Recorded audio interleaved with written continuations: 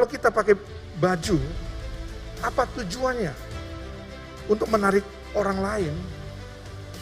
Wah, memuaskan keinginan tubuh, keinginan jasmani.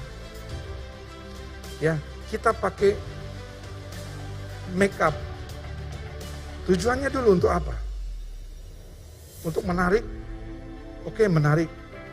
Tapi menarik yang bukan suaminya, saudara, hati-hati. Itu memuaskan keinginan tubuh. Ya bukan berarti tidak boleh, saudaraku, boleh saja. Lihat tujuannya untuk apa. Kita mendandani diri kita supaya kita rapi, kita enak dilihat, itu boleh, bagus. Tetapi kalau tujuannya untuk menarik orang lain, melihat kita seksi, melihat pahanya tinggi-tinggi, pakai celana, pakai rok pendek, wah itu dia. Hati-hati saudaraku, kalau dosa sudah masuk, tidak usah tunggu iblis yang menuduh, kita dituduh. Hati nurani kita menuduh kita. Ya. Tetapi dikatakan di sini Allah lebih besar dari segala sesuatu. Dan dia datanglah kepadanya. Dia menyucikan saudara-saudara dengan dari tuduhan kepada hati.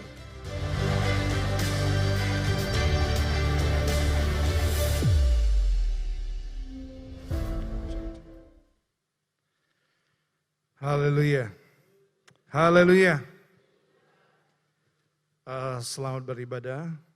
Senang sekali melihat kehadiran saudara-saudara yang mengikuti ibadah ini secara live streaming juga. Selamat beribadah. Kita siapkan hati kita, pendengaran kita untuk menerima firman Tuhan. Ya, baiklah.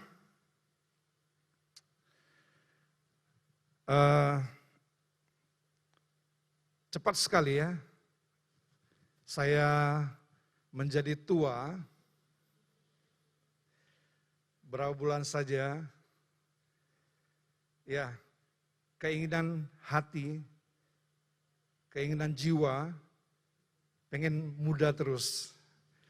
Ya, tetapi saya sadar, yang penting semangatnya di dalam masih muda terus. Yang penting semangatnya di dalam, kita terus bersemangat melayani Tuhan. Haleluya. Nah, berkaitan dengan membangun tubuh yang seutuhnya, membangun manusia yang seutuhnya, kita sudah membahas tentang jiwa. Hari ini kita membahas tentang roh, tentang jiwa maksudnya. Kita akan bahas tentang jiwa. Nah, banyak hal yang hilang, kita tahu sama kita tahu banyak hal yang hilang setelah kejatuhan manusia kita. Ya, kejatuhan manusia kita berdosa, banyak yang hilang. Tetapi ada yang tidak hilang dari yang hilang itu. Yang tidak hilang itu, kita tidak kehilangan tubuh, tidak kehilangan jiwa, tidak kehilangan roh kita. Ya, ini semua sama seperti yang Tuhan berikan di Taman Eden. Tetapi kita tahu waktu kita membahas soal tubuh,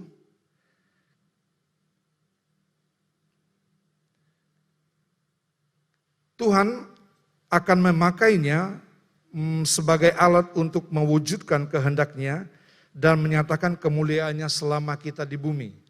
Nah itu waktu kita membahas soal tubuh, kita tahu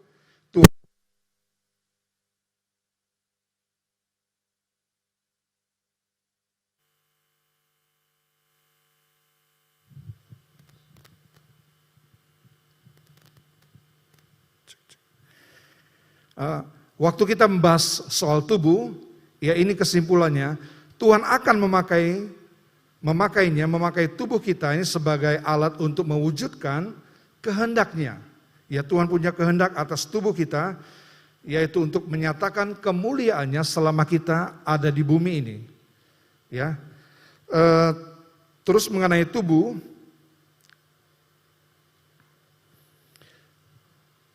nah kita perlu membangun tubuh ini, membangun manusia yang seutuhnya. Kita perlu membangunnya membangun kemampuan tubuh kita, yaitu dengan cara kita melatihnya dan menguasai seluruhnya, menguasai panca indera kita, agar dapat dipakai jadi senjata kebenaran.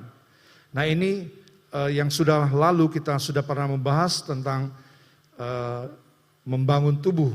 Bagaimana tubuh kita ini boleh dijaga supaya tetap kudus di hadapan Tuhan sampai pada hari kedatangannya. Yaitu kita melatih, kita menguasai tubuh kita, kita melatih panca indera kita menguasai seluruhnya. Ya, agar kita dapat dipakai jadi senjata kebenaran. Itu terdapat di 1 Korintus 9 ayat 27 dan Roma 6 ayat yang ke-13. Nah, sekarang kita masuk kepada bagian yang kedua mengenai jiwa. Jiwa kita sudah dikuduskan dengan sempurna. Ya, saya percaya ketika Tuhan menguduskan kita, Tuhan menyucikan kita, itu Dia kerjakan dengan sempurna. Kita tidak perlu apa-apa, berbuat apa-apa untuk bisa menjaga kekudusan, menjaga kesucian kita. Tuhan pertama kali menyucikan, menguduskan kita, Dia lakukan itu dengan sempurna. Asal saja saudaraku, kita tetap menjadi orang yang percaya, kita tidak murtad, kita tidak tinggalkan Yesus, ya. Kalau kita mati sekarang, kita pasti masuk ke sorga. Saya percaya itu, haleluya. Saudara percaya? Kalau saudara mati sekarang ini, saudara tetap di dalam Tuhan, saudara tidak murtad, tentunya tidak tinggalkan Tuhan, kita pasti masuk ke sorga. Hanya saja kemampuan yang terbaik pada jiwa kita sudah hilang. Ya, pada waktu kita berdosa, kemampuan yang ada pada jiwa kita hilang. Nah, kita melihat jika kita masih hidup sampai kedatangan Tuhan Yesus, jika kita masih hidup sampai kedatangan Tuhan Yesus, jiwa kita yang sudah dikuduskan dengan sempurna, yang masih tinggal di bumi ini, nah, tadi kan sudah dikuduskan dengan sempurna, ya jiwa kita masih tinggal di bumi ini, sekarang ini kita mengalami proses. Jiwa kita ini diproses oleh Tuhan, ya, yaitu kita masuk ke dalam tingkat kedewasaan yang penuh. Nah, jiwa kita terus bertumbuh dari jiwa anak-anak menjadi dewasa, sampai dewasa penuh. Nah, kita mengalami proses ini. Jiwa kita tadi sudah dikuduskan dengan sempurna, Tuhan kerjakan itu. Tetapi kita tahu banyak kekurangan masih di jiwa kita, ya. Kita perlu diproses, kita masuk ke dalam tingkat kedewasaan yang penuh, dari anak-anak bertumbuh menjadi dewasa. Seperti yang tertulis di Efesus 4 ayat yang ke-13. Nah, kita lihat sekarang kemampuan jiwa manusia sebelum dia jatuh dalam dosa, ya. Kita mau lihat jiwa kita, jiwa manusia, jiwanya Adam sebelum dia jatuh ke dalam dosa. Nah, ada tiga hal paling tidak kemampuannya di dalam dia diberikan kemampuan oleh Tuhan. Tiga hal dari kemampuan manusia. Yang pertama, nah, dia ahli di bidang kepemimpinan atau leadership. Ya, dia ahli dalam bidang kepemimpinan. Kita sekarang belajar tentang leadership, mengembangkan kepemimpinan kita menjadi lebih baik. Kita mencapai kepemimpinan, paling tidak di dalam Tuhan kita dibawa untuk menjadi seorang pemimpin yang lebih baik. Nah, setiap kita, ya, Kejadian 1 ayat 26 katakan, adalah seorang pemimpin. Paling tidak pemimpin di lingkungan di mana kita berada. Di lingkungan di mana kita menguasai. Saya bacakan ayat ini, Kejadian 1 ayat 26. Berfirmanlah Allah, baiklah kita menjadikan manusia itu menurut gambar dan rupa kita, supaya mereka, nah ini, berkuasa. Ini di bidang kepemimpinan, ini dia ahli di bidang kepemimpinan, supaya mereka berkuasa atas ikan-ikan di laut dan burung-burung di udara dan atas ternak dan atas seluruh bumi dan atas segala binatang melata yang merayap di bumi. Ya. Dia ahli di bidang kepemimpinan. Saudara, sekarang ini kalau kita lihat para pemimpin, mereka memimpin memanipulasi orang. Ya, dia pakai kekuasaannya untuk memanipulasi, ya, untuk menekan orang lain, yaitu kepemimpinan yang salah, kepemimpinan yang sudah jatuh di dalam dosa. Tetapi kita lihat kepemimpinan ini sungguh memberikan inspirasi, ya, kepemimpinan yang berdasarkan inspirasi orang bisa mengalami perubahan, orang bisa dipengaruhi oleh kita hanya karena terinspirasi dengan perbuatan kita. Perbuatan kita yang baik, orang terinspirasi mengikuti. Nah, itu baru pemimpin yang sejati yang dimiliki oleh Adam. Nah, bahasa Ibrani-nya ini adalah rada, yaitu to have dominion, memiliki pemerintahan, memiliki kekuasaan, memerintah, to rule, to control, to manage, to lead, to affect, to impact. Artinya, dia punya pengaruh kepemimpinan yang besar sekali, kuat sekali, kepemimpinan. Dia di bidang kepemimpinan atau leadership, dia kuat sekali. Nah, yang kedua, kita lihat. Dia ahli di bidang, apalagi yang kedua, dia ahli di bidang hubungan sosial dan tentunya dengan alam.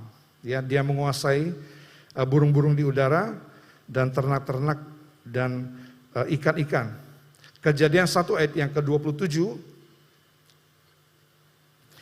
Maka Allah menciptakan manusia itu menurut gambarnya diciptakannya dia laki-laki dan perempuan. Nah, ini relationship, ya, ahli. Dia hubungannya begitu baik antara suami istri, dengan alam juga begitu baik. Ya, dia dibandingkan dengan sekarang hubungan kita antara sesama, antara suami istri di rumah, kita belum mencapai seperti apa yang dirancangkan Allah kepada Adam dan Hawa sebelum dia jatuh di dalam dosa. Dia ahli di bidang ini, relationship. Nah, yang ketiga, dia ahli di bidang penata layanan. Ya, yang cakap, dia ahli di bidang penata layanan yang cakap atau stewardship. Dia bisa mengelola dengan baik bumi ini, ya, dia bisa mengelola dengan baik sumber-sumber yang ada. Itu dia mampu mengolahnya. Itu sebabnya Allah perintahkan dia di Kejadian 1 ayat yang ke-28. Ya, Allah memberkati mereka, lalu Allah berfirman kepada mereka, beranak cuculah, ya, be fruitful, dan bertambah banyak, multiply, penuhilah bumi, replenish, dan taklukkanlah itu, subdue. Nah, ia berkuasa atas ikan-ikan di laut dan burung-burung di udara dan atas segala binatang yang merayap di bumi. Jadi ini kemampuan yang dimiliki jiwa kita, jiwa manusia kita sebelum jatuh ke dalam dosa. Dia pinter leadership, dia memimpin, menguasai. Dia pinter dalam hubungan relationship. Dia juga pinter dalam menata layan. Penata layanan itu pengelola. Dia sebagai pengelola yang dipercayakan, ya, bumi ini kepada dia untuk dikelola. Sekali lagi sebelum dia jatuh ke dalam dosa, wow, ini jiwa kita, jiwa manusia kita, jiwa manusia Adam, Sebelum dia jatuh di dalam dosa, dia, kita lihat ya, kepintarannya ini dari mana asalnya? Tentunya dari pribadi Allah. Ya, Allah itu seorang pemimpin yang baik. Dia juga punya relationship yang baik dengan manusia. Dia juga pengelola dari alam ini. Dia berikan itu kepada Adam dan Hawa untuk mengelola, untuk menguasai bumi ini. Oh, jadi itulah kemampuan yang dimiliki jiwa manusia. Wah, sekarang bagaimana keadaan jiwa kita? Ya, bagaimana keadaan jiwa kita? Ya, kita maju terus.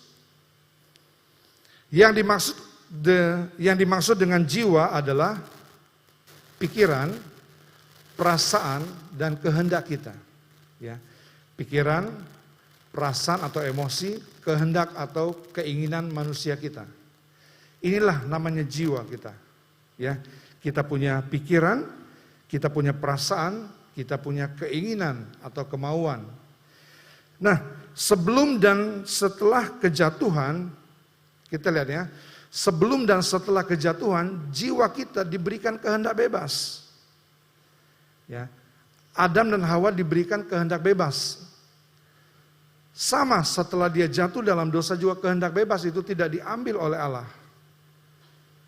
Ya, sebelum dia jatuh dalam dosa, sama, kehendak bebas, dia punya kemauan, boleh kamu makan buah yang ada di seluruh taman ini. Hanya satu Allah berikan, tidak boleh dilarang untuk dimakan. Buah pengetahuan baik dan jahat, itu tidak boleh dimakan. Jadi jiwa kita ini punya kehendak bebas, itu dari sejak semula sampai jatuh dalam dosa, Allah belum pernah ambil itu. Ya, kita punya kehendak bebas. Nah, hanya saja setelah jatuh dalam dosa, jiwa kita jadi apa? Lebih mudah jatuh ke dalam dosa. Ya, setelah kejatuhan manusia itu, jiwa kita ini mulai rapuh. Ya, mulai gampang tergoda dengan panca indera, gampang tergoda, gampang tertarik dengan tawaran-tawaran daripada iblis, daripada dosa, menarik, ya, sedap kelihatannya, itu lebih mudah lagi. Bahkan di dalam Kejadian pasal yang ke-6, ya, kecenderungan hatinya mulai berbuat semata-mata jahat. Kejadian 6 mengatakan manusia yang diciptakan Allah, sehingga Allah sempat menyesal ya menciptakan manusia. Itu sebabnya Allah musnahkan bumi ini dan menemukan keturunan yang lain yang daripada Nuh untuk meneruskan keturunan manusia. Ya. Ya, sekali lagi jiwa kita sekarang ini mudah jatuh, mudah tergoda oleh dosa, mudah tercemar, mudah sekali pikiran, perasaan, kemauan kita mudah sekali terjebak dalam keinginan-keinginan kita sendiri. Itu sebabnya Tuhan mengajarkan kita berdoa, Bapa kami di dalam sorga, dikuduskanlah namamu, jadilah kehendakmu, ya, di bumi, jadilah kehendakmu, di bumi, seperti di sorga. Jadilah kehendakmu. Setiap doa-doa kita ingat, kita berdoa, boleh berdoa, tidak salah kita berdoa, tapi selalu Tuhan ingatkan, jadi kehendakmu, jadi kehendakmu. Tuhan Yesus saja dicobai, tetapi dia selalu menang. Dia bilang bukan kehendakku yang jadi, tetapi melainkan kehendakmu yang terjadi. Haleluya. Hati-hati dengan jiwa kita. Dia punya keinginan daging mendominasi. Ya. Mata, wah, seluruh panca indera punya daya tarik mempengaruhi jiwa kita, melemahkan jiwa kita untuk jatuh kembali di dalam dosa.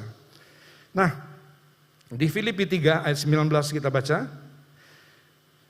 Filipi 3 ayat 19, kesudahan mereka ialah kebinasaan. Tuhan mereka ialah perut mereka, kemuliaan mereka ialah aib mereka. Dan, lihat ini, pikiran mereka, pikiran ini di jiwa tadi ya, semata-mata tertuju kemana? Perkara duniawi. Semata-mata, jadi mudah sekali, jatuhnya mudah. Semata-mata tertarik dengan hal-hal duniawi. Sulit ini memang hidup di dunia ini. Hari-hari kita lihat perkara-perkara duniawi. Bagaimana kita tidak digoda oleh perkara-perkara duniawi. Nah itu PR-nya, PR kita. Ya. Tetapi kita bersyukur kepada Tuhan. Kita baca di Efesus 4 ayat 23. Efesus 4 ayat 23. Ya, ini kita bersyukur ya kepada Tuhan supaya kamu dibaharui di dalam roh dan pikiranmu. Supaya kamu dibaharui, diperbaharui. Kita bisa diperbaharui jiwa kita yang mudah jatuh dalam dosa itu. Diperbaharui jiwa kita di dalam roh dan pikiranmu. Ya, pikiran itu di jiwa, kita bisa dibaharui. Kita baca lagi ayat yang ke-24. Dan mengenakan manusia baru. Ya, manusia baru itu di jiwa. Dia kenakan manusia baru yang telah diciptakan menurut kehendak Allah di dalam kelahiran baru. Ya. Menurut kehendak Allah, kita lihat diciptakan menurut kehendak Allah. Dia menaruh manusia yang baru ini dengan kehendaknya. Supaya terjadi di manusia baru kita, kehendaknya yang terjadi. Di dalam kebenaran dan kekudusan yang sesungguhnya. Allah memberikan ciptaan yang baru di dalam jiwa kita, yaitu kelahiran baru. Dia berikan kelahiran baru di dalam diri kita. Dia ciptakan itu supaya kita hidup menurut kehendak Allah. Ya, dia diciptakan di dalam kehendak Allah dan Allah memberikan kehendaknya di dalam ciptaan yang baru ini. Nah, jiwa ini punya pengaruh yang besar terhadap kesehatan kita. Ya, mari kita melihatnya. Jiwa ini punya pengaruh terhadap kesehatan tubuh kita. 3 Yohanes 1 ayat yang kedua. Ini saya sering berikan ayat ini kepada yang berulang tahun.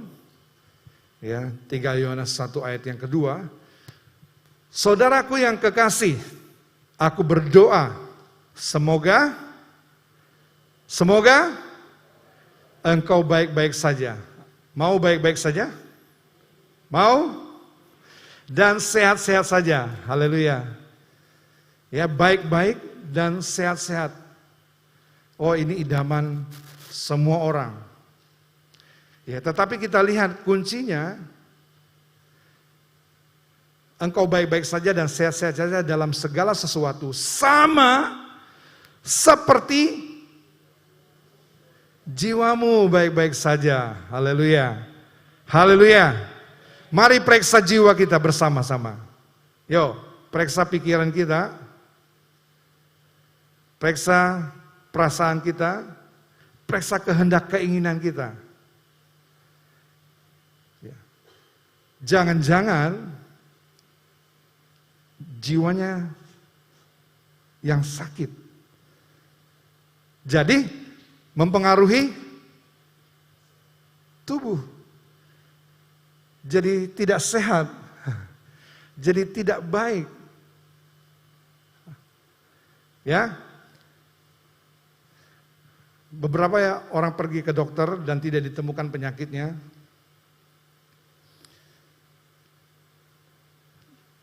Periksa kemungkinan ini.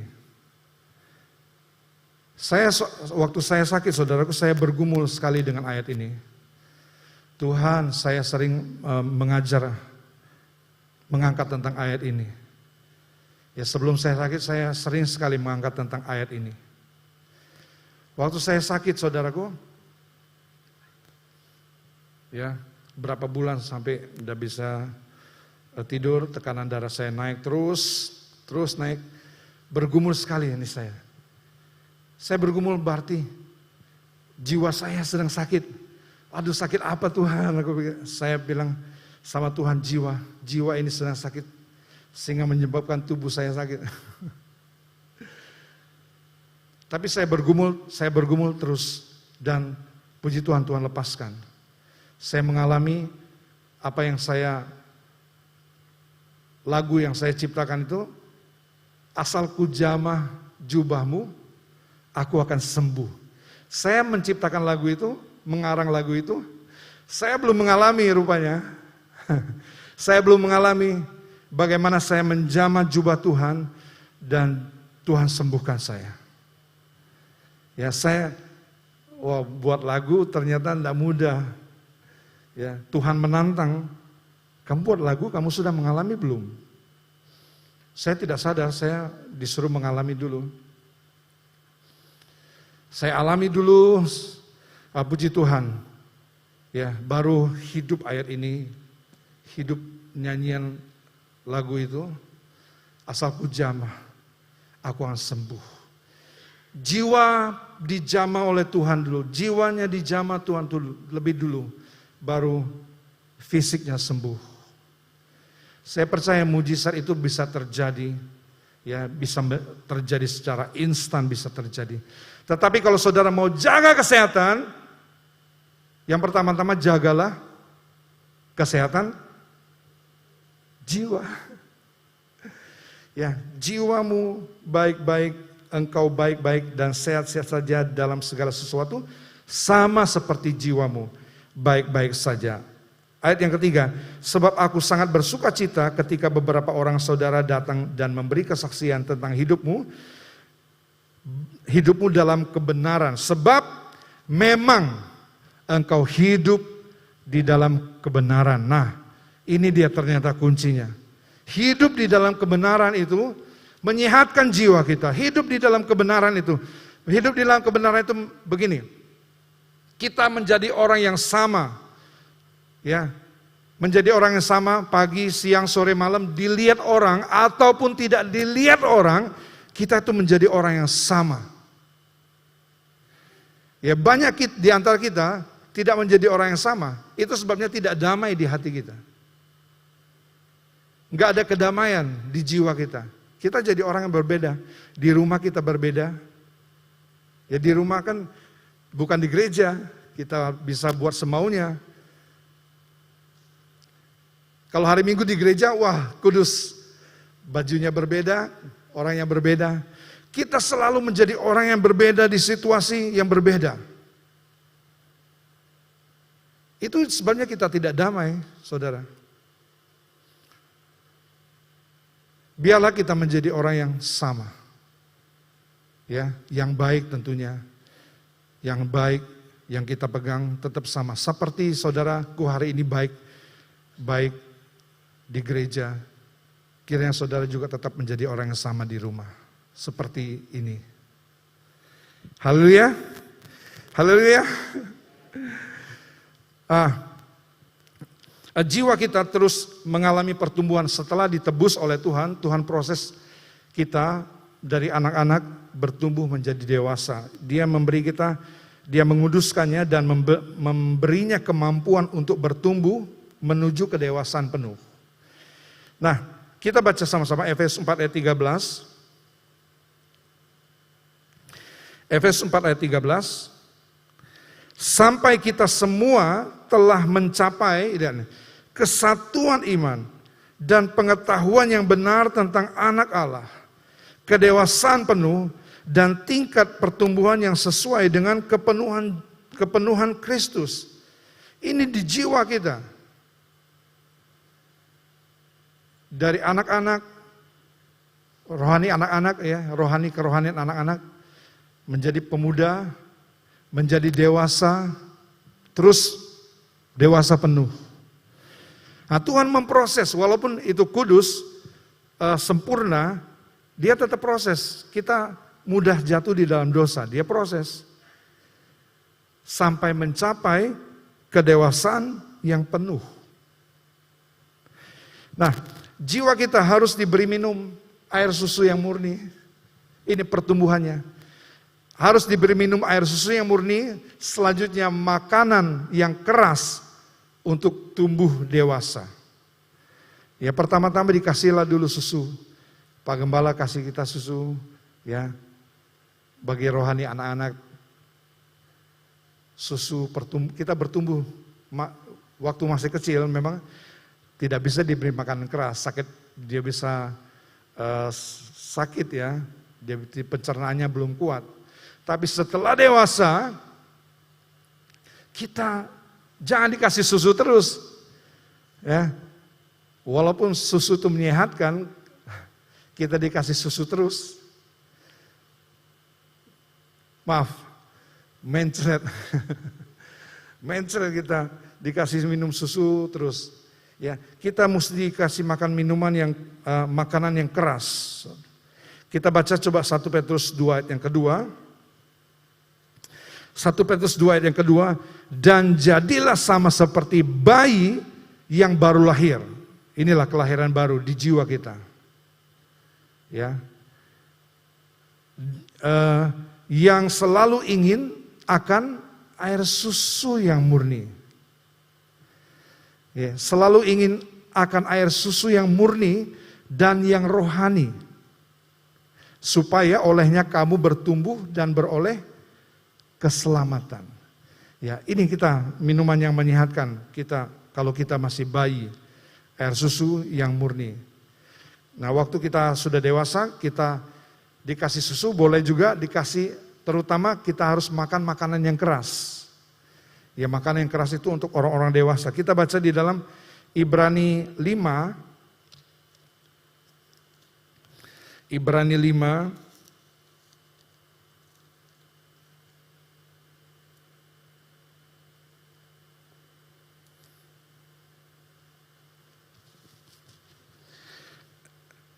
ayat 13 terlebih dahulu, sebab barang siapa masih memerlukan susu, ia tidak memahami ajaran tentang kebenaran, sebab ia adalah anak kecil. Nah, terus ya ayat 14, tetapi makanan yang keras adalah untuk siapa? Untuk orang-orang dewasa. Dewasa kerohaniannya tentunya. Ya, kalau dewasa tubuh secara fisik itu sudah pasti sudah biasa. Dewasa rohani, makanan keras adalah untuk orang-orang dewasa yang karena mempunyai panca indera yang terlatih untuk membedakan mana yang jahat dan mana yang baik. Nah, kita diberi kemampuan untuk membedakan mana yang jahat, mana yang baik. Anak-anak belum bisa. Ya, kalau dikasih susu terus enak. Tapi belum bisa, belum dewasa. Dia tidak memahami bagaimana bertumbuh, bagaimana membedakan yang baik dan yang jahat. Terus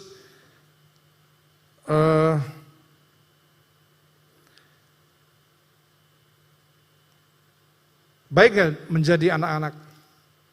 Tuhan katakan kepada orang dewasa, jadilah seperti anak kecil justru. Nah, kita lihat satu ayat ini, 1 Korintus 14 ayat 20. 1 Korintus 14 ayat 20.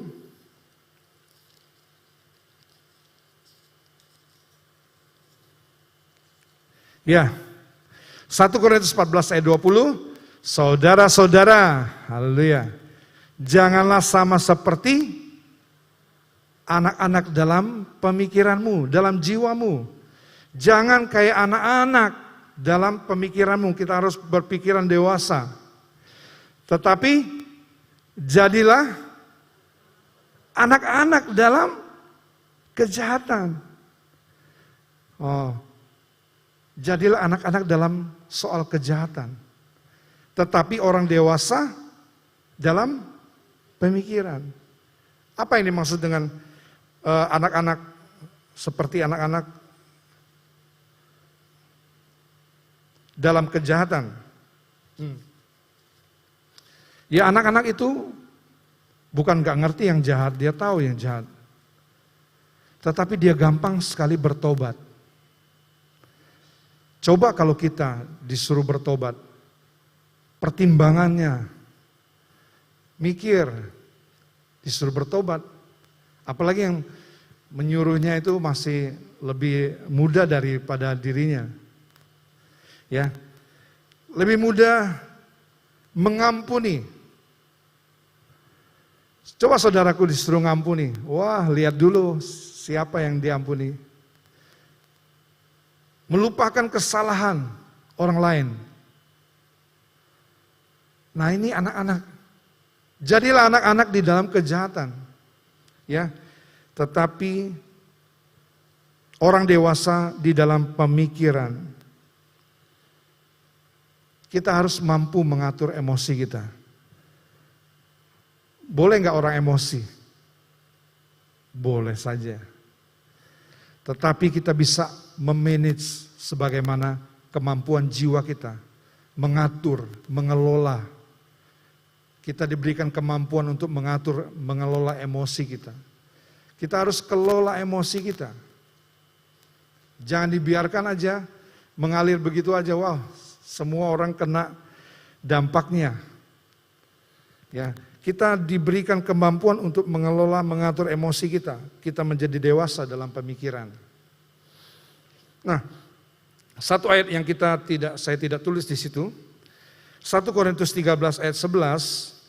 Ketika aku kanak-kanak, aku berkata-kata seperti kanak-kanak, aku merasa seperti kanak-kanak, aku berpikir seperti kanak-kanak. Itu wajar karena masih kanak-kanak. Nah, sekarang sesudah aku menjadi dewasa, apa yang aku lakukan? Tinggalkan sifat kanak-kanak itu. Ayo, siapa yang dewasa rohaninya di sini? Tidak berani? Kalau sudah merasa kita dewasa, ayo tinggalkan sifat kanak-kanak itu. Tinggalkan. Ya, tinggalkan. Kalau tidak, kita tidak beranjak-beranjak bagaimana kita menuju kedewasaan. Ya, menuju kesempurnaan gereja yang Bapak Gembala selalu dengung-dengungkan. Kita sedang persiapan menuju ke sana. Gimana kalau kita masih kanak-kanak terus? Masih kanak-kanak. Kita perlu dewasa, saudaraku. Sebentar lagi Bapak Gembala katakan memang ini. Kita punya peluang yang besar sekali. Melihat, mengalami kejadian-kejadian di akhir zaman ini. Di mana gereja akan mengalami pemisahan. Masuk nanti materai yang ke-6. Itu bencana sudah global sekarang ini.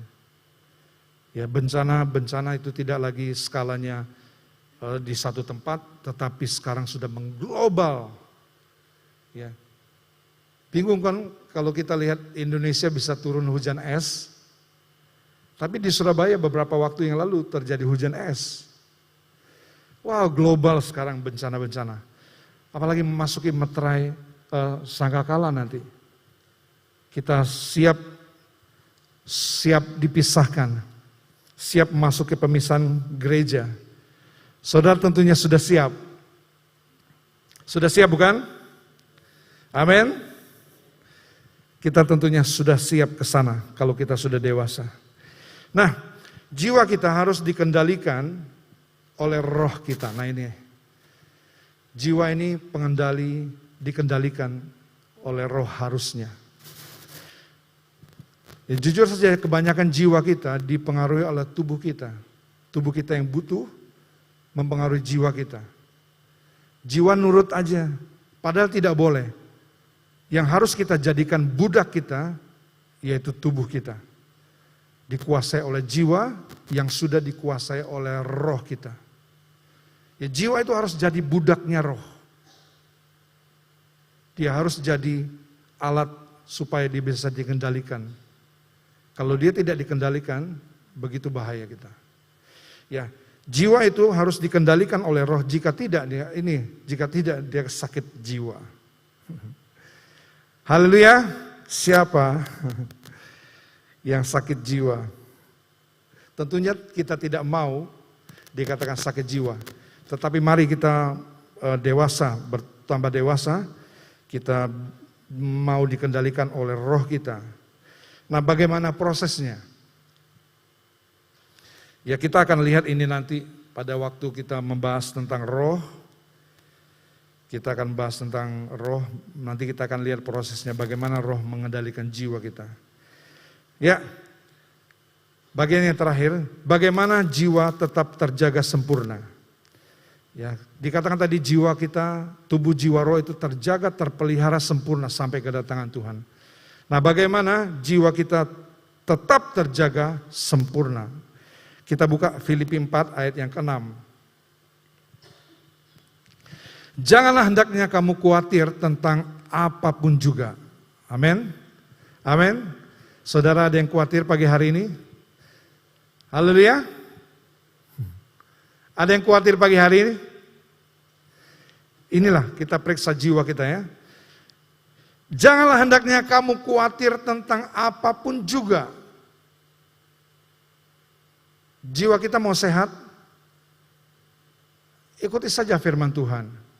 Firman Tuhan pasti menjamin kemampuan kita untuk tidak khawatir. Ya, tidak khawatir di dalam segala hal tentang apapun juga. Tetapi kalaupun khawatir, nyatakanlah dalam segala hal.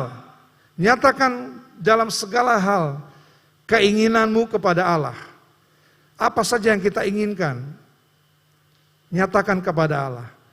Di dalam doa dan permohonan. Kekhawatiran kita harus disalurkan di dalam doa dan permohonan. Maka khawatirnya hilang. Kita tidak tahu pergi kemana dia.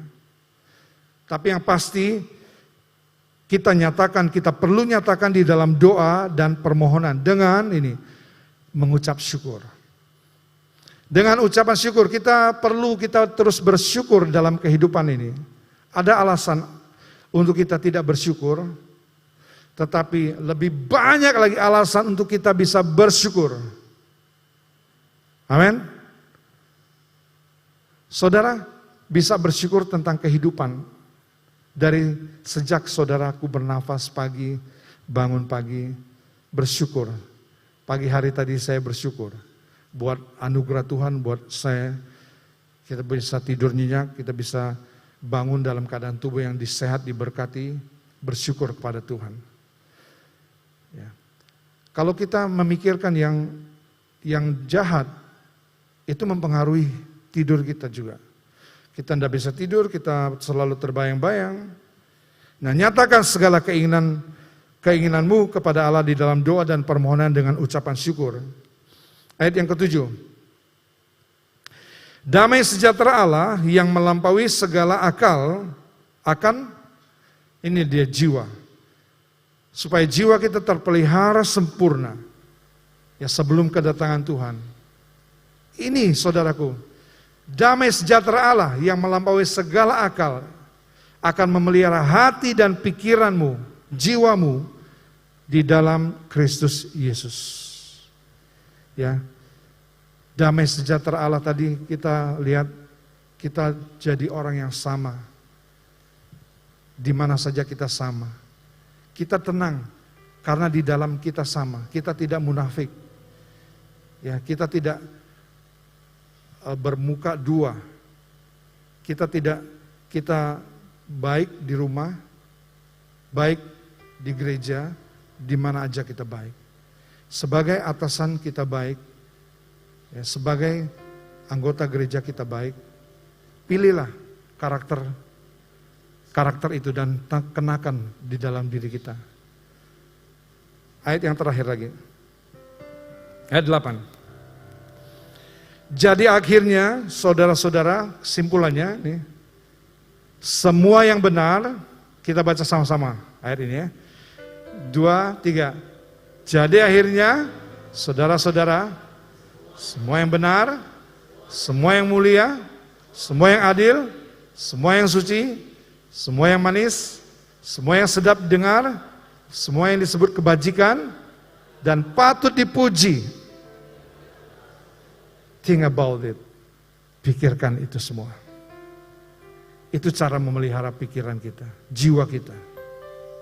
Damai sejahtera Allah kiranya menyertai kita. Amin untuk firman Tuhan. Kita nyanyikan selidiki aku, lihat hatiku. Selidiki aku, lihat hatiku, apakah ku sungguh mengasihimu, Yesus, Kau yang Maha Tahu dan menilai hidupku, tak ada yang tersembunyi. Selidiki aku, oh lihat hatiku, apakah ku sungguh mengasihimu, Yesus, Kau yang Maha Tahu dan menilai hidupku, tak ada yang tersembunyi bagi. Telah kulihat kebaikan-Mu yang tak pernah habis di hidupku, sampai akhirnya Kau dapat bilang